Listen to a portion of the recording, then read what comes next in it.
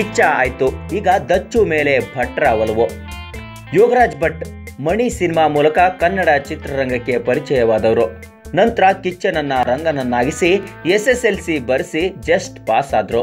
ಆದರೆ ಅವರು ನಿಜಕ್ಕೂ ರ್ಯಾಂಕ್ ಪಡೆದಿದ್ದು, ಕನ್ನಡ ಚಿತ್ರರಂಗದ ನಂಬರ್ 1 ಡೈರೆಕ್ಟರ್ ಅನ್ನೋ ಪಟ್ಟ ಪಡೆದಿದ್ದು ಮುಂಗಾರು ಮಳೆ ಸಿನಿಮಾದಿಂದ. ಅಬ್ಬರದ ಮಳೆ ಸುರಿಸಿ ಕನ್ನಡಕ್ಕೆ ಹೊಸತನ ಹರಿಸಿದ ಯೋಗರಾಜ್ ಭಟ್ ಮಳೆ ನಂತರ ಲವ್, ರೊಮ್ಯಾಂಟಿಕ್ ಕಹಾನಿಗಳನ್ನ ಹೆಚ್ಚಾಗಿ ದೃಶ್ಯ ರೂಪಕ್ಕೆ ಇಳಿಸಿದವರು. ಆದರೆ ಮೊನ್ನೆ ಬಂದ ದನ ಕಾಯೋನು ಸಿನಿಮಾ ಅದಕ್ಕೆ ತದ್ವಿರುದ್ಧ ಅನ್ಬೋದು. ಪಕ್ಕಾ ಮಾಸ್ ಕಂಟೆಂಟ್ ಈ ಸಿನಿಮಾದಲ್ಲಿತ್ತು.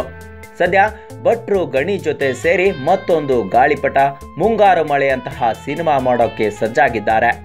ಹೀಗಿರುವಾಗಲೇ ಮತ್ತೊಂದು ಬ್ರೇಕಿಂಗ್ ನ್ಯೂಸ್ ಬರ್ತಾ ಇದೆ. ಅದೇನೆಂದ್ರೆ ಭಟ್ರು ದಚ್ಚುಗೆ ಸಿನಿಮಾ ಮಾಡಲಿದ್ದಾರೆ ಅನ್ನೋದು. ಎಸ್, ಯೋಗರಾಜ್ ಭಟ್ರು ದರ್ಶನ್ಗೆ ಅಂತಾನೆ ಒಂದು ಕತೆ ರೆಡಿ ಮಾಡ್ಕೊಂಡವ್ರೆ. ಅದನ್ನು ದರ್ಶನ್ಗೂ ಕೂಡ ಹೇಳವ್ರೆ. ಕತೆ ಕೇಳಿ ಇಂಪ್ರೆಸ್ ಆಗಿರೋ ದಚ್ಚು ಭಟ್ಟರ ಜೊತೆ ಸಿನಿಮಾ ಮಾಡೋಕೆ ಒಪ್ಪಿದ್ದಾರೆ. ಆದ್ರೆ ಸದ್ಯಕ್ಕಂತೂ ಈ ಸಿನಿಮಾ ಶುರುವಾಗೋದಿಲ್ಲ.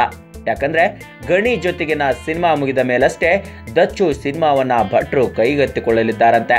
ಸೊ ಅಲ್ಲಿಯವರೆಗೂ ನೀವು ವೇಟ್ ಮಾಡಲೇಬೇಕು.